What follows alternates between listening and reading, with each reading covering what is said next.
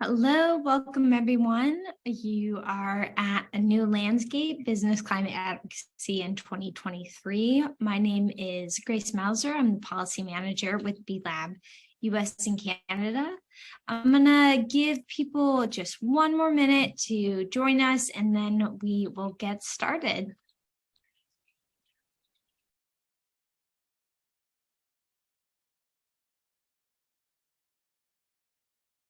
And I should have said this, but in the meantime, please feel free to introduce yourself in the chat.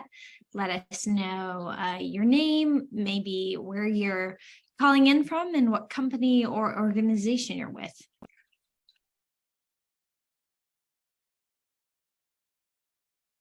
To introduce yourself in the chat, I'm going to go ahead and kick us off. So like I was saying, my name is Grace Mauser. I'm the Policy Manager with B-Lab US and Canada, and we are really excited to have you here with us to learn more about what B Corps and sustainable businesses can do in terms of climate advocacy in 2023. As you probably know, the 2022 US midterm elections have drastically changed the political and legislative possibilities in the country. So with divided partisan control of the US House and Senate, it's unlikely that significant legislation will pass through Congress. So we really need to focus our energy elsewhere, perhaps this year, like on state and local work, implementation of legislation that has already passed, and really deepening our internal impact by improving internal practices in developing relationships with frontline communities. So now I'm going to bring up within an hour, but we are going to have a really information-dense hour. So first, myself and my colleague, the Climate Justice Program Manager with B-Lab US and Canada, Kylie, are going to talk about some of B-Lab's plans for the upcoming year. Then we will look at the 2023 climate policy landscape with Kai Peterson from our partner Ceres. And then finally, we'll look at a case study of how some of this has been put into practice with Elisa Geason-Bauer, who is with Evolution Marketing and also a leader in the local Wisconsin. And then finally, we'll wrap up and get everyone out of here within an hour, knowing more about climate policy and advocacy. Is planning on doing in 2023. And these are ideas that are still in progress. So we're actually going to be seeking some of your thoughts and feedbacks as in addition to any questions at the end of this brief portion. And we'll also have time, I should have mentioned this, we'll have time for Q&A at the end of every portion. So please feel free to jot down questions you have, and we'll get to as many as we can. So to talk about our policy and advocacy plans for 2023, we are continuing to build on the work we've been doing in the last year. And all of this is really focused on deepening our impact by creating a racially equitable future, enabling climate justice, and rooting all of this in our stakeholder economy. So there's the lovely little tree graphic for you. These three things are the pillars of all of our advocacy work and the pillars of our theory of change: racial equity, climate justice, and stakeholder economy. So there's a few things we're looking at focusing on in 2023 in terms of our advocacy and policy work. One thing that is actually we're demonstrating in the case study later today is expanding our state level work by working more closely with B locals and other local groups that align with our goals. We also want to continue to build power in B Corps through trainings, perhaps getting more specific trainings and integrating them into other B-Lab spaces. Continuing our policy collaboration calls, which I know many of you have been on, and continuing to facilitate congressional meetings between B Corps and their legislative representatives. We're also hoping to do some impact series with educational and engagement content on relevant topics. That can be things that come up because of the news cycle or because of recent events, but also things that are really tied to increasing B Corp's impact and perhaps increasing the B impact assessment score. And then finally, we're really going to be working this year on defining and starting to enact a racial equity policy agenda. Racial equity is one of our 3 key pillars, but we're still working on figuring out how we can best focus our energy as a B Corp community in terms of external policy advocacy within this pillar. So these are some of our goals, like I said, still in development here. But now I'm going to pass things over to my colleague Kylie, who's going to talk more specifically about what we're doing within climate justice. Great. Thank you so much, Grace. Hi, everyone. Very happy to be here. My name is Kylie, and I'm the Senior Program Manager for Climate Justice with B-Lab, and I've been on the team since early May, so just over 6 months now. So I'll just give a very high-level overview of our 2023 plans for climate justice. First and foremost, our goal is to support all B Corps to pursue climate action centered in justice. And this is really in preparation for the evolution of B-Lab standards in 2024, when we expect that all B Corps, new and existing, will be required to demonstrate action on climate. So providing really baseline information and tools and resources around measuring and reducing, but ensuring that in all of the ways we can, we're centering that climate action in justice is absolutely key for us. I would also add that policy and advocacy fits in here as well. So partnering with Grace and Holly and the policy team to ensure that all of the climate advocacy ops that are available to businesses, we're really working to get those out to folks and making sure we focus our efforts where we can make the best impact. Secondly, this is a continuing goal from last year, engaging and uplifting frontline community and BIPOC voices and perspectives. And this is really in order to ensure that our work is informed by frontline leadership. So for a couple years now, since the climate justice program really took off and we developed the climate justice playbook for business, which you'll hear more about in a little bit in 2021, it's been very apparent to us that in order to truly do this work centered in justice and equity, we have to listen to those who are first and worst affected by climate change.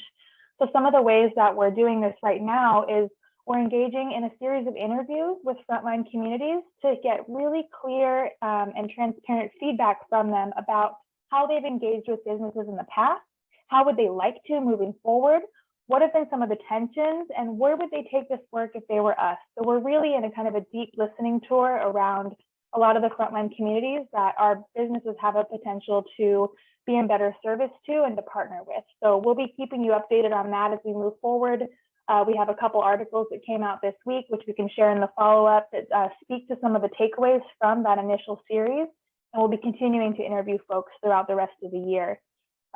Then we have engaging B Corps in a racial equity and climate justice learning journey. So with this, we're really aiming to expand awareness across target intersectional impact areas that are related to climate justice. We start this next month, actually, on February 13th with the Racial Equity and Climate Justice Learning Journey. So what we know to be true from the interviews and from a lot of our stakeholder engagement is that climate justice is racial justice. They are very, very closely linked. And so we want to provide a really solid baseline foundation for our B Corps in racial equity, anti-bias, and anti-racism. So the learning journey will be self-paced on demand over about 8 weeks, and there will be information about that shared afterwards too. But we'd really love as many folks as are keen to engage in the learning journey to do that with us. And then the second iteration of that will be in the fall. And then in the second half of the year, I'll be launching what I'm calling a climate justice learning journey cohort, where a select group of B Corps can really dig deeper on some of these intersectional issues. So how can we serve gender equity better? How can we serve, farmers and frontline agricultural workers better in our work, and focuses like that. And then last but not least is the B Corp Climate Collective. So many of you know, I'm seeing some familiar faces of folks that are on the call, part of this group. This is essentially a group of B Corps that are committed to climate action and justice. We have a real opportunity to come together to engage in collective action and really think about how we can streamline the work of that collective. So relaunching action groups and really expanding membership is a key goal. Right now, there's one action group, Climate Action. Anyone that's interested can sign up and get involved. And we're thinking about how do we expand some of the core focus work to policy advocacy, to climate justice learning journeys. So do stay tuned for that. And for anyone that wants to get involved, we'll share after the email sign up. That's the best way to stay in touch. And there's also a B Corp Climate Collective group on the Beehive. So that's the high level overview of what we've got planned for climate justice this year. I'll put my email in the chat and happy to follow up with anyone. Thanks, Kylie. So now, like I was saying, these goals are, some of them are more developed than others, but we're really looking for feedback from the B Corp community, from organizations that work with B Lab, for people who are interested in becoming B Corps. What is working well, what isn't over the last year, what issues are you particularly interested in? There's a whole host of questions here that we would like feedback on, but we're also happy to take any questions about any of the work that Kylie or I laid out. So we have a few minutes here to either hear thoughts on any of these questions on screen, or to take questions from you about the direction that the climate justice and policy and advocacy work of B Lab is going in for this next year. So please feel free to raise your hand on Zoom, or if you're more comfortable, put a comment in the chat, or just unmute yourself and ask a question. We have a couple minutes here, and we'd really like to hear directly from you guys.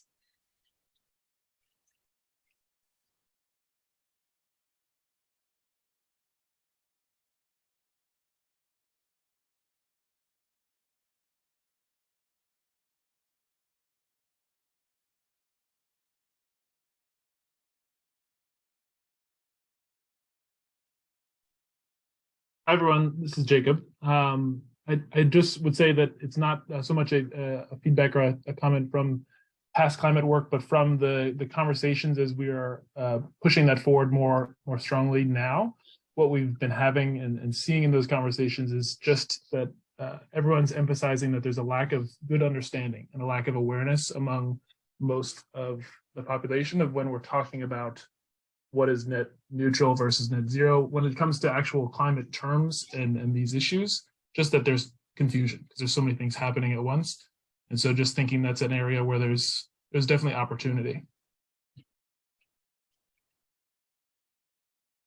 Go ahead, Kylie. Yeah, thank you for that. And that is actually something that I meant to cover in my overview. So to that point, we're really interested in how do we kind of uncover the basics of climate action, right? And like you just said, how do we really emphasize and streamline around the different opportunities to collaborate, but also the terminology, because we have a wide array of B Corps all across the network of different industries, size, and not everyone's starting with the same foundation. So one thing we're doing specifically around that is we are partnering in the fall with the CU, University of Colorado at Boulder, Leeds School of Business. They're offering a climate action for business crash course. It's over 2 days, virtual. And in the fall, we'll be working with them on a customized version for B Corp. So stay tuned for that. That's something we're really excited about. They are also offering the course in March for anyone. So we'll send the link to that as well in the follow-up. So if anyone's keen to participate earlier, kind of get a primer. But that's something that we're really keen on, is how do we make sure that we're partnering with those organizations, universities and folks that are really clear on the different definitions of climate action and what that all means. Yep. Thank you both. And I see a question from Ashar. That is a great question, Shar. It's maybe a bit broad for us to cover right now because I do have to move us on to the next topic. But I will, any questions that we don't get to that come up in the chat, we will be answering in the follow-up email. So keep an eye out for that. Sorry we can't get to it right now because we are already a couple minutes behind. But I will drop my email in the chat in case anyone wants to reach out directly, and we will send a follow-up email as well. But for right now, I'm going to move us along to our next portion of the presentation. So we are very excited to be joined by our partners at Ceres, who are going to go more in depth about the climate policy landscape in the US that we're looking at for the upcoming year. Kai Peterson is with us. He's the Senior Manager for Federal Policy at Ceres, and he works on building a business case for Ceres federal policy priorities and mobilizing businesses to advocate for them. So I'm going to turn things over to Kai now. Great, thanks, Grace. So there's a few things I'm going to do during this presentation, and certainly welcome questions as they come. But going to provide a very high-level overview of both what we're kind of seeing at the federal level and then also where we see some state opportunities and how your group can get engaged. So I'll start with kind of providing an overview of where we're at with implementation of the Infrastructure Investment and Jobs Act, IIJA. As some of you may recall, that was the bipartisan infrastructure bill that passed a couple years ago. And then the Inflation Reduction Act, or IRA, which passed late summer this year. And so certainly the last Congress was a very successful one at the federal level, had a lot of progress. I think as Grace said at the beginning, we're not expecting to see as much success in the current Congress. There will be some things that Congress discusses and may end up passing that do advance some climate goals, but certainly our expectations are a lot lower than what we achieved the last couple of years. After kind of discussing this implementation, I'll take a quick sector by sector overview of what we think we'll see at the federal level. It'll be pretty high level, certainly can take questions as people have them if they want details on any of those sectors. After that, I'll move into a high level overview of what we're seeing in the states and some states that present some unique opportunities. I think the presenters already have done a great job of showing how a lot of the opportunity at this point is shifting towards the states. We have some states where there's new opportunities, some states where we're playing defense too, and so state level advocacy is going to be really important this next couple of years. And then finally, I think as many of you have probably seen in the news, there's been a big focus on attacking ESG principles, which are a big part of kind of large corporations and how they do business and investors, but really trickles down and trickles across the economy. And so I'll do a quick dive into what we're seeing at both the state and federal level on the ESG front. So I'll start off IIJA and IRA. These were big wins the last couple of years. IIJA being bipartisan, IRA being passed along a party line vote by Democrats in Congress. But there's something that was really encouraging to me, not just, of course, that these passed, and IRA in particular puts the U.S. within reach of getting President Biden's goal of reducing U.S. emissions 50% by 2030. Projections show that IRA will get us, around a 40% decrease. So we hope that with future policy, we'll be able to achieve that 50% in the coming few years. But one thing that encouraged me was really looking at the campaign. Not just that we saw a lot of climate champions do better than expected at both the state and federal level during the midterm elections, but also the fact that Republicans didn't really campaign against the IRA in a significant way. I think, as you'll recall, maybe the last bill that was passed on a party line vote that was this significant by Democrats was the Affordable Care Act passed under Obama, and Republicans made attacking Obamacare a huge point of their campaigns for multiple cycles, and when they took control of Congress, made trying to repeal the ACA a big focus of theirs. And we didn't really see that with IRA, at least in the campaign. I mean, there were some parts of it that have come under attacks. I think the funding for the IRS in particular, trying to beef up the number of IRS staff is something that Republicans have attacked, but they have not attacked in a significant or organized way the climate provisions that passed as part of the IRA. And so that's super encouraging. Gives us, I think, some confidence that a lot of these incentives will remain in place regardless of what might happen in future elections. But also the fact that it does seem like there's been some progress in terms of getting, if not bipartisan support, because IRA didn't get any Republican votes, at least it's not getting, the climate provisions aren't getting the opposition that we were afraid it would. We are also focused on now winning the win. While we don't need to be concerned about key provisions of IRA being repealed in the near future, we still want to make sure this is both a political and an economic and an environmental victory. And so really a lot of the focus comes down to drawing attention to investments that are happening as a result of IRA. So much of the climate provisions were tax credits. We've seen a lot of announcements already about companies making new investments in the US as a result of various provisions within the IRA. That's something we want to draw as much attention to as possible and make sure that people are really tangibly feeling the effects and can defend the bill. And then as we shift towards implementation, we're really focused at both the state and federal level. Federal agencies are working on promulgating rules for how a lot of these programs will work. That is in progress right now. And then states and state policymakers are going to be implementing this and rolling it out at their level and at the local level. So there's a lot of opportunity for engagement here. And really our goal as Ceres at this point, and I think this is shared across a lot of the environmental community, is it's great that the IRA passed. We are now shifting our focus. There remains opportunity here to maximize the benefits of IRA. And so we're kind of looking at it as maximizing the 3 E's. How do we maximize the environmental, economic, and equity benefits of IRA?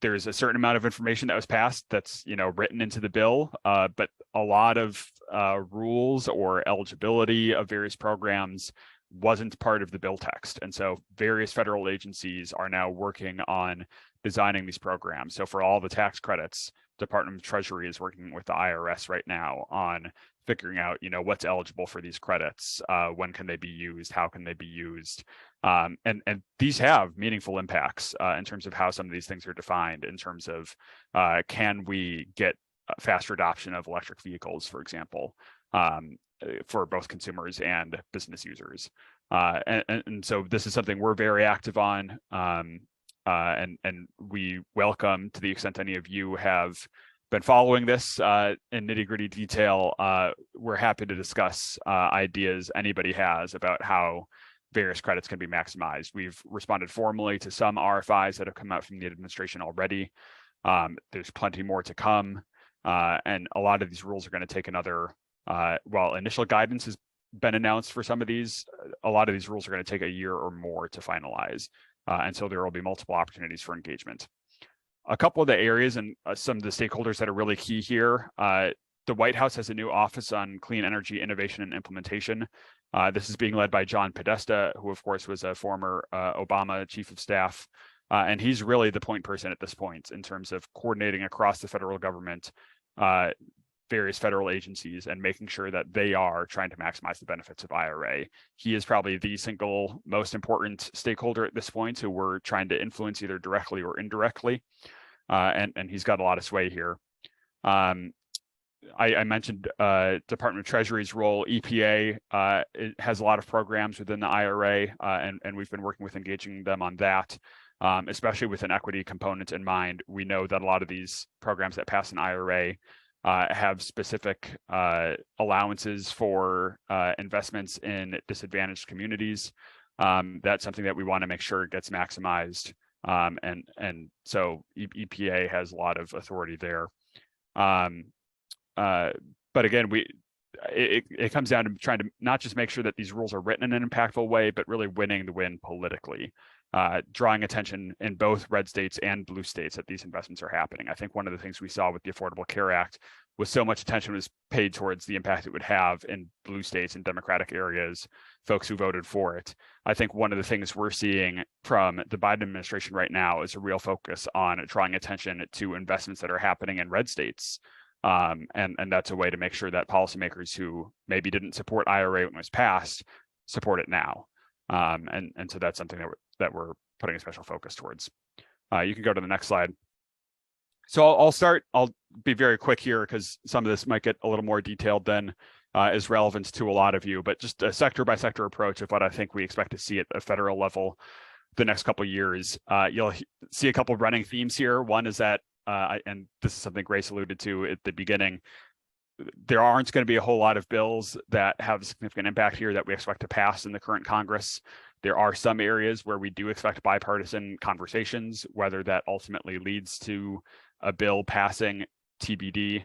But there are a few areas where we think there could be kind of meaningful progress, and so I'll call attention to those as we go. But a lot of these are going to be administration focused, new rules coming from the administration or implementation of various provisions that were part of the bipartisan infrastructure bill or the Inflation Reduction Act.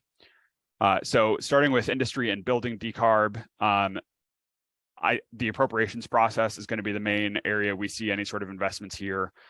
We don't expect to see any significant bills passed. There will be some things that get discussed. We have seen bipartisan discussions in the past around how to incentivize energy efficiency. Those have kind of stalled the last couple of years, and some of the champions of those, for example, Senator Rob Portman from Ohio, just retired. So we're going to be trying to find new bipartisan champions there, but don't expect a whole lot of new investments coming from Congress. Some of the clean hydrogen and carbon capture investments that passed as part of the Inflation Reduction Act are going to be getting implemented and designed of how those will work. We know that there's mixed feelings about both hydrogen and carbon capture in the first place, but the investments passed, and so that's kind of behind us at this point. So it's how can we design those as best as possible? So that's going to be one area we look. And the other is federal procurement. The federal government is doing a lot under the Buy Clean umbrella to try to incentivize their own purchase of cleaner products. This is both for federal buildings and transportation projects. And so that's something we're watching very closely and generally supportive of. But we know that's a real priority for the administration. Next slide. Electric power, again, don't expect a whole lot to happen here through Congress. I'd say the main area, and this is one of the key climate areas of discussion that we do expect to see, is going to be conversations around both permitting reform, and that includes transmission. As some of you may recall, during the discussions of the Inflation Reduction Act, Senator Manchin requested a vote on a permitting reform bill that he essentially wrote in exchange for his support of IRA. That did not pass last year. There's a chance of some version of it passing this current Congress. Both Republicans and Democrats have aspects that they're interested in. Democrats generally want faster and more consistent streamlining of transmission projects and development of clean energy proposals, wind farms, solar, offshore wind too. Whereas Republicans are looking at, mining and oil and gas site development and trying to make that faster. So there's pros and cons here. It's not an easy issue from an environmental standpoint. We know a lot of our members and a lot of folks in the environmental community are kind of split on whether they want to see permitting reform, and if so, what that will look like. But we do expect Congress to talk about it. And then the other issue we're really tracking here is EPA regulations. EPA is going to be coming out soon with new regulations on kind of limiting emissions from existing power plants and new power plants. And that's an area that we want to focus and make sure that the power sector is as clean as possible. So we expect EPA to be very active there during 2023. Next slide. Transportation, again, not a whole lot is going to happen here via Congress. There will be some new administration rules. A lot of those are at the bottom here in terms of granting California a waiver to adopt stricter vehicle standards than currently exist. We expect that to happen soon. We also know that there's going to be new light-duty vehicle and heavy-duty vehicle standards to make cars and trucks cleaner than they currently are. The other focus here is really on IRA implementation. There were some significant vehicle credits that were passed as part of the Inflation Reduction Act. We've seen some initial guidance on those already, and it's actually very favorable and very much in line with some of the comments that Ceres provided. And so we're thrilled that the administration seems to be taking the angle that they want. They're designing a lot of these rules with the intent of trying to accelerate the transition towards electric vehicles. Next slide. Deforestation. This is actually going to be something that is maybe more of an international discussion than a federal one. Of course, a lot of you are aware of the shift in administration in Brazil, and Lula, who's back in power at this point, has at least initially shown a lot more commitment towards trying to preserve the Amazon than has previously been the case. There may need to be some international financial support to preserve that and support that. We do expect some conversations in Congress about the Forest Act, which is something that was discussed last Congress but never got a whole lot of support. Probably don't expect anything to pass in the current Congress on those lines, but expect further discussion and trying to grow that bipartisan support for it so it could potentially pass in the future. Next slide. Methane and oil and gas. This is a tricky issue. House Republicans are going to do a lot to try to bring more investments into oil and gas projects. and new pipelines. You know, of course, they're going to run into headwinds with the Democratic Senate and the administration in terms of new laws passing. We also do expect to see the administration finalize new limits on methane for the oil and gas industry this year. That's going to be a big focus. Senator Manchin, who of course is a fairly big supporter of the oil and gas industry, is chair of the Senate Energy Committee. And so his role in bringing nominees that the administration puts forward for key posts is going to be important. He could stall a lot of those nominations and really handicap the administration's work here. So engaging with his office is going to be critical. Agriculture, this is probably the single sector where we do expect to see federal opportunity in the current Congress. The Farm Bill, which generally gets passed every 5 years or so, is up for reauthorization. This is something that historically passes along bipartisan lines and has included some incentives for climate smart agriculture. The challenge, I think, with the current Farm Bill is going to be that there were some climate smart agriculture provisions that were part of the last Farm Bill that actually got funded through the Inflation Reduction Act. And so while Democrats want the IRA provisions to be additive with what's going to pass in the Farm Bill, Republicans are going to say, well, we already did that with the Inflation Reduction Act. We don't need to include those in this year's Farm Bill. So working with members of the House and Senate Agriculture Committees and also leadership in both the House and Senate across both parties is going to be key here. It's an area that we think is realistic, that we could see some progress and see some real additional funding for climate smart agriculture than we have historically, but that's not going to be an easy lift. It's also not necessarily going to happen in 2023. While the Farm Bill will get discussed this year, sometimes Congress drags it out. It could end up being something that passes in 2024, but it is something we expect to see passed. The question is going to be how friendly it is from our perspective. And we have a whole working group devoted to advocacy on the Farm Bill.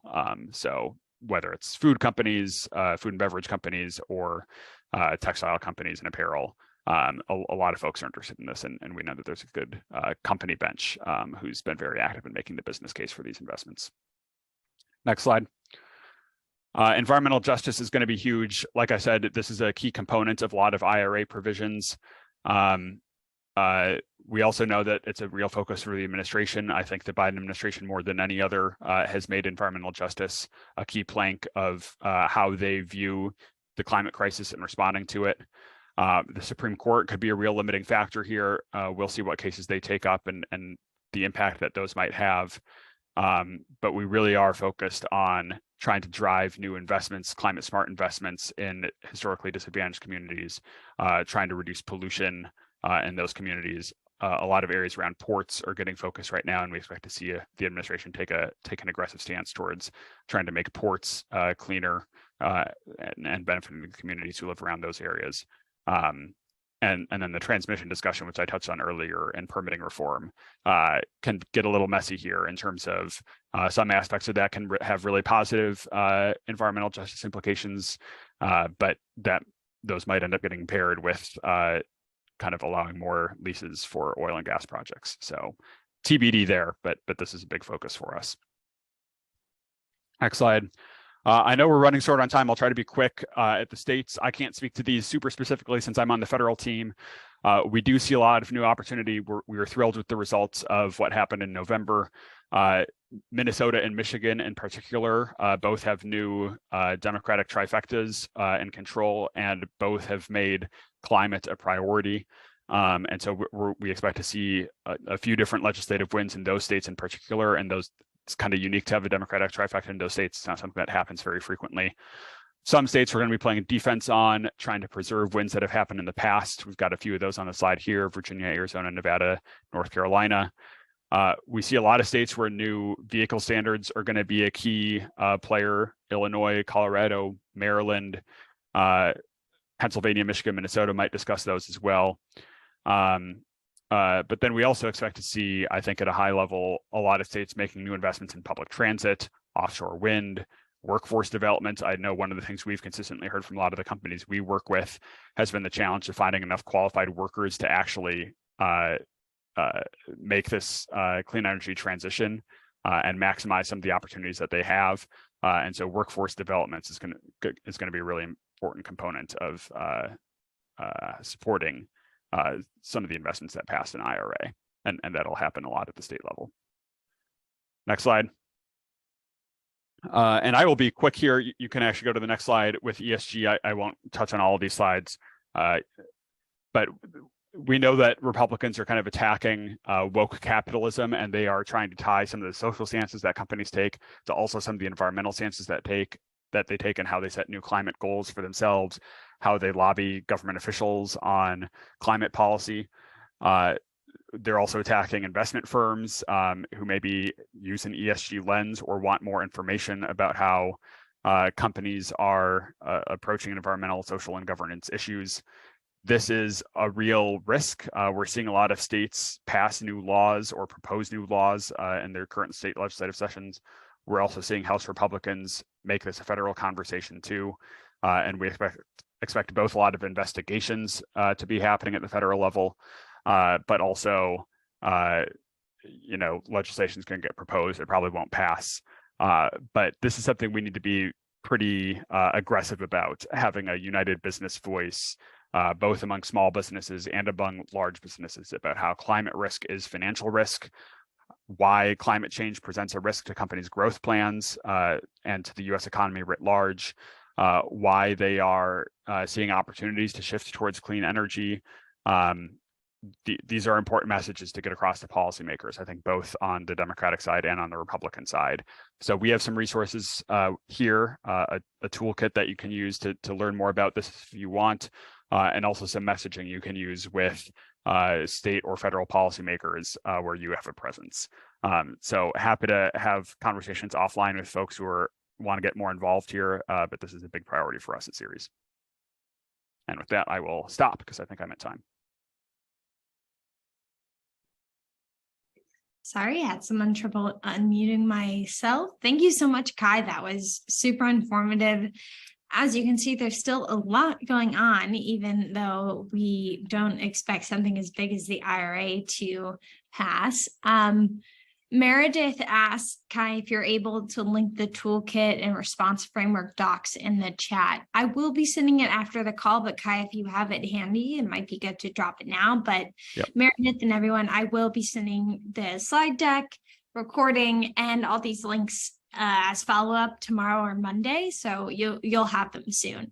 But we do have just a few minutes here in case anyone has any questions for Kai about the content that we just heard about the work that Ceres is doing. Please feel free to raise your hand, drop a question in the chat, or just unmute yourself. And I will just note, I put the links, hopefully these work for folks, for the toolkit and response framework in the chat. Just ask that you not share those widely. This is solely for our partners. We know that given how politically sensitive ESG issues right now are, we just don't want these to get in the wrong hands. And so while I am willing to share it with this group, I just ask you not to share it beyond this network. That makes sense. Kai, actually, I do have a question for you. So thank you so much for the informative presentation, but we've actually seen a lot of confusion among consumers and various different constituent groups as well in terms of how to best take advantage of all the new programs that you mentioned, the IRA and other things as well. Do you know of any plans to build a kind of an outreach program in order to kind of communicate those core benefits? And then also to kind of ensure the implementation actually stays on track, because, as BIPOC communities and everything else, we know they have a little bit tougher time in order to kind of get the resources they need and kind of get in the right people's hands. It's a great question, Ryan. It's, I know, a priority for the administration. I've heard them talk about how now that it's passed, not just designing the credits, but one of the key components for them is going to be how to make consumers and businesses aware of what's available to them. There is a framework that's out right now that shows in great detail what all these provisions are. I know that they're going to be coming forward soon with more kind of consumer-friendly information. As I said, there is now initial guidance on some of the EV credits. We expect some of the home energy credits to be made available soon too.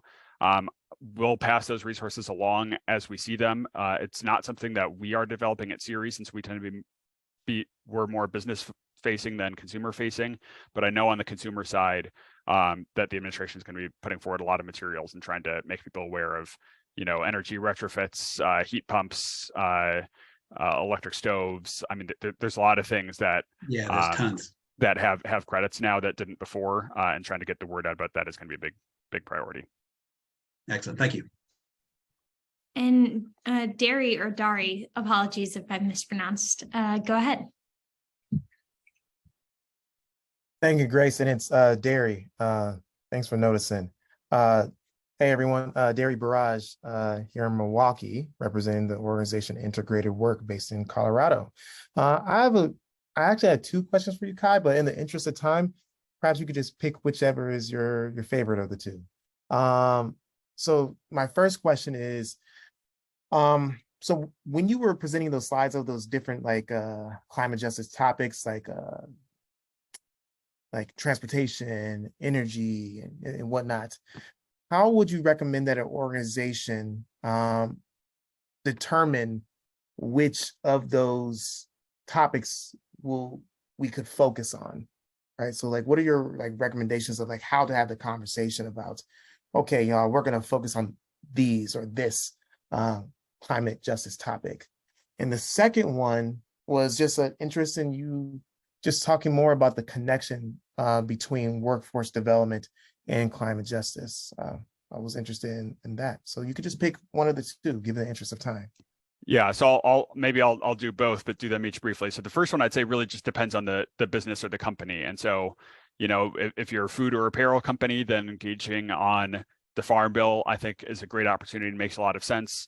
If you have employees who you want to make sure get to work and reduce the emissions in terms of how they get to work, whether that's riding transit more or biking or using electric vehicles, then playing in the transportation space can make a lot of sense. It really just depends, I think, on the business model of the company. I don't think there's an easy answer across the board there. It's kind of what you see as most material to your own operations, or if it's about reducing the footprint of your headquarters, or if you have a manufacturing plant, then investments that can or incentives that can help you make those more efficient might be an area that you want to focus in advocacy. So it really just depends, I think, on the company. On the second side, can't give a comprehensive answer to that, because I think it's a conversation that could go on for an hour or more about the connection between workforce development and clean energy. But I know one of the areas that we're really focused on that we hear repeatedly is there's a real shortage of electricians right now. And especially as we're seeing a need for new solar panel, when we're seeing a need to install a lot of heat pumps to replace furnaces that maybe people have used historically. We really need a lot of people to get education in the trades. And so that's going to be an area that we want to see a lot of investment, I think, both at the federal level and at the state level. We know that there's a workforce shortage right now in those areas. There's also a gap in knowledge because a lot of people in the trades are nearing retirement age, which further heightens the crisis in terms of getting the new workforce. But a lot of those people also don't necessarily understand themselves a lot of the new incentives that passed as part of the IRA and how those can benefit the customers they serve. It's like they've done business a certain way for a lot of years. They know what products have historically worked, and we want to make sure that we're educating them in terms of what's available now, how technology is changing, how the finances around these projects are changing too, so that they can best serve their customers. So I think there's a lot more to explore there. Happy to have those conversations in the future too. Great. And I'm going to have to cut us off there, although I'm sure there's some more questions. Feel free to post them in the chat and we'll answer them in follow-up as well. But thank you so much for being with us, Kai. We really appreciate it. And we're looking forward to working more with Ceres this year on some of the priorities you laid out. All right, moving us along. We are thrilled to be joined lost my place in the agenda. Thrilled to be joined by Lisa Geason-Bauer, who is the president at Evolution Marketing, an advertising agency in Wisconsin that works within the environmental sustainability niche.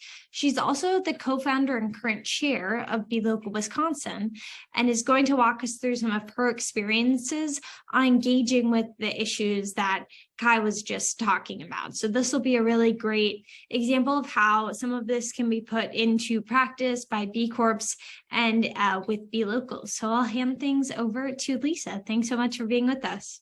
Thank you, Grace. And I'm also the vice chair of the Waukesha-Ozaukee Washington County Workforce Development Board. So workforce development is a huge issue for me, and I'm going to talk a little bit about that in the presentation today. So next slide.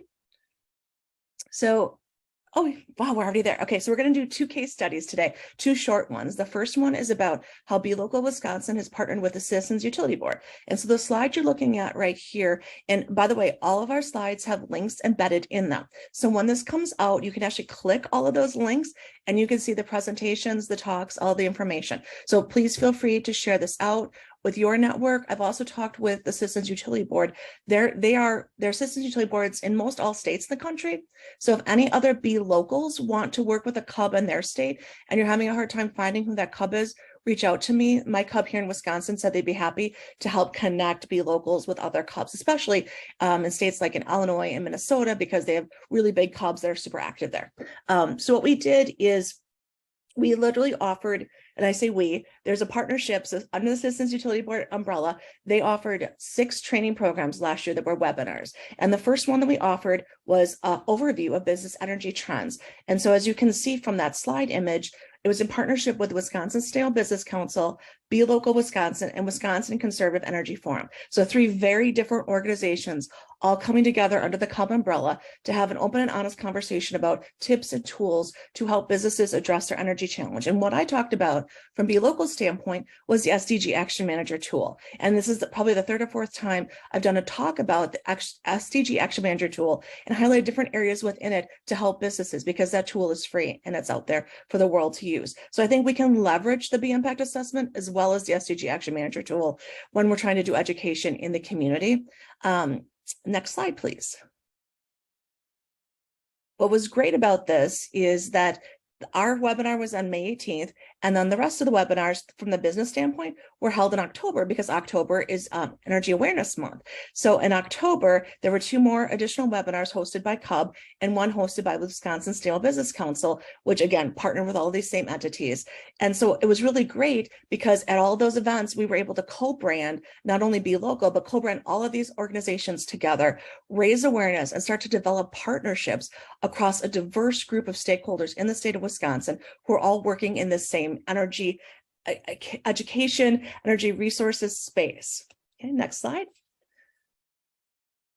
Those webinars were also very successful, and you can watch them all online. The next thing is a case study about how we brought the B Corp values. So I say we, Evolution Marketing, and the clients that we work with brought the B Corp values into place. So at the end of last summer, after the Inflation Reduction Act was passed, several of the clients that Evolution Marketing works with decided to put together a 1-day training program for several different state of Wisconsin governmental entities. So it was the Public Service Commission, the State Energy Office, and then our Office of Sustainability and Clean Energy. So we invited those offices, and then the Focus on Energy folks. That's a program here that's underneath the state of Wisconsin's Public Service Commission, Focus on Energy folks, to attend a 1-day training program. And in the pictures here, you could see, and I'm not pictured because I was actually the event MC and the coordinator for it.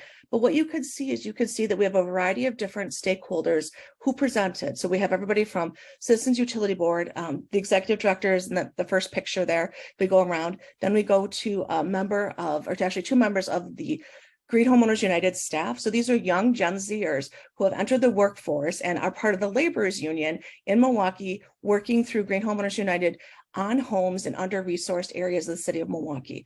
And then at the bottom left corner, you see Cedric, who is a program manager with Green Homeowners United, and he and I co-presented about social equity and justice and climate justice and how those work together with the work that they're doing, but also with how we as a society have to understand, if you want to put programming in place, for example, in the city of Milwaukee, it's not just about putting money there. They actually have to unpack that and find the best way to actually work with the people and hear from the folks working in the community. So Cedric has been working in these under-resourced neighborhoods for years in Milwaukee. So he shared his insight as a person of color, but also as a person providing services to homeowners about what he saw in homes, which I thought was really useful. The next person on the slide is the head of the Laborers Union for the state of Wisconsin. And he talked about the role that workforce development plays and how the model that Green Homeowners United has started bringing all of their employees are laborers, the part of the laborers council or the laborers union, and then they get on the job training. And as they're doing on the job training, they're also the only outfit, union outfit in Wisconsin that's actually working in homes. So they're doing residential work. So then they're able to leverage money from either the city of Milwaukee, that's called the ME2 program, and or the state of Wisconsin Focus on Energy program to help low-income homeowners to make their homes healthier and more energy efficient. And then the last picture is the gentleman from Current Electric, a local solar provider. Actually, that's in my basement. And he did a deep dive talking about solar and battery storage. So you can see through the list of all the businesses that are listed there, this was a really diverse group of folks who are actually in the field working in this space. And then we shared with the staff members from the state of Wisconsin our experiences, and we had a very nice open and honest dialogue. If you go to the next slide, you'll see the outline for that day. And as you can see, in the whole the program, I created handouts and slides. So if you click that link, not saying do it right now, you click that link when you're watching this later, you can download and see the information we shared and the different talks each of our presenters gave. But from the Be Local standpoint or the B Corp standpoint, I was responsible for framing out the program. And when I framed out the program, I not only defined key terms such as health equity, food sovereignty, climate justice, but I also used some of the key findings or results from the B Corp Climate Collective's Climate Justice Playbook. So they had some learnings. I shared those learnings, as well as I used the ethics statement that B Lab has put out for their events and meetings as a way to really center racial equity into our whole conversation for the day, which was highly successful. And I think it really helped all of the stakeholders in the room to understand that we're looking at everything from a holistic standpoint. And then from there, we had, like I said, we talked about workforce development, and we talked about what the role the workforce development plays with unions, with companies, and social enterprises. Anyway, it was a highly successful event. We ended with literally a tour at my house, because at my home the year before, many of the things we had talked about that the Inflation Reduction Act supports, we'd actually put in at my home. So my home is one of the most energy efficient homes in the nation per the EPA. We're in the top 10%. So I've done the things that we're talking about, that the Inflation Reduction Act is talking about doing in people's homes. And so I could talk about as a homeowner why that was important and how that's helping me. The next slide, I think, is just my name and email address. If you have any questions, feel free to reach out. I would love to connect anybody here who's working with the Be Local with another Citizens Utility Board, or to explain more about the work that several of the clients I'm working with are doing, because there's so much cool stuff happening in Milwaukee that I don't think many people know about. Questions? That was amazing, Lisa. As you can see in the chat, I think people are really excited. We have about 3 minutes for questions, clarifications from Lisa, who's clearly a wealth of knowledge on this. And we can also take more questions. If we don't get to everything in the chat, we can try to answer them in a follow-up. But please feel free to raise your hand, put something in the chat, or come off mute and just ask.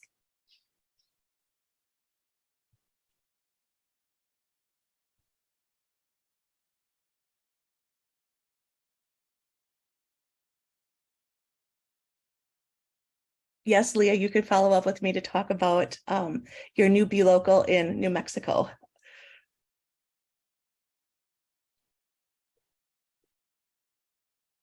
Yeah, we would, if anyone has any questions that maybe is specific to their Be Local, or if you're thinking about how maybe some of the challenges of replicating the types of training that Lisa was talking about, that could be a good area for questions. But yeah, Lisa's definitely also seems like she's willing to chat one-on-one with other Be Local leaders as well. I just think it's really important because we're all interdependent, right? And so if there's something that works in Wisconsin, and for those of you who don't know, Wisconsin's pretty much a purple state. So we've had many challenges over time putting things into place. And part of the reason why our Be Local is doing some of the things that we're doing is helping to raise awareness, because the nonprofits in our state can't do it themselves. Government can't do it themselves. So we all have to really work together. And I feel like business has a responsibility, and as B Corps, really to help step up and lead by example. And in some cases, provide these opportunities where people just don't know. Definitely. All right. I think we need to move on to wrap up, because I do want to get y'all out of here within an hour. Last call for any comments or questions. All right, no worries. You can always send Lisa an email or me or Kylie an email to ask. Oh, Maureen does have a quick question. I'm assuming there might be a local election. Lisa, can you see Maureen's question? Are you doing anything politically in the upcoming election? And if so, can we help? Oh, that's great. Right now, Be Local Wisconsin does not have anything politically planned for the next election. We are very happy to be offering 2 Jedi trainings in February and March. And so that's really where our focus, remember, our Be Local is all volunteer. So that's our focus. But I know we've had discussions and we're really hoping to grow our Be Local organization this next year. So we've just brought some new board members on. So if you are in Wisconsin and you'd like to join our Be Local, please reach out to me, because we're open to having folks who work at B Corps that are not in Wisconsin be part of our Be Local, just because there's so much work to be done here. So anybody who's on the call who's in Wisconsin, but maybe with, yes, I know Terry is in Wisconsin. We already been messaging about that. I'm super excited about that, Winnie. But yeah, so I don't have anything politically organized for right now. Hopefully that makes sense. That does. We love to see Wisconsin local connections happening in real time. All right. So just to wrap up, here are some things that we have talked about today. As Lisa said, many of the resources and links that she talked about are embedded in the slides that I will be sharing. The same is true of all these links. I know it's a lot to take in at once, and you don't have to copy down the URLs real quick or anything. I'll be sharing them directly with you in just a day or two. I do quickly want to call out that you can always email me or Kylie about anything having to do with B-Lab or connecting with anyone you heard from on this call. And then we have a couple of events coming up. One, just generally, we would love for you to join the Climate Collective if you haven't already. We're also in the middle of launching our first ever Racial and Equity Climate Justice 101 learning journey, specifically for B Corps. This is only for B Corps, so if you're not a B Corp, unfortunately, this is not open to you at this time. But we would love B Corps to join. And then finally, we have a policy collaboration call coming up on February 9th or 8th. I need to check the date. I think the 9th is a Saturday. It's not on Saturday, but the date is on the Zoom sign up right there.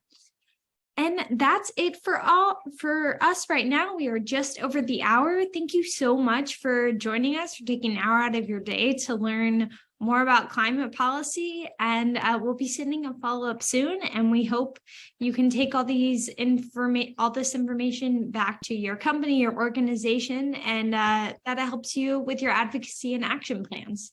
Thanks so much. Thank you.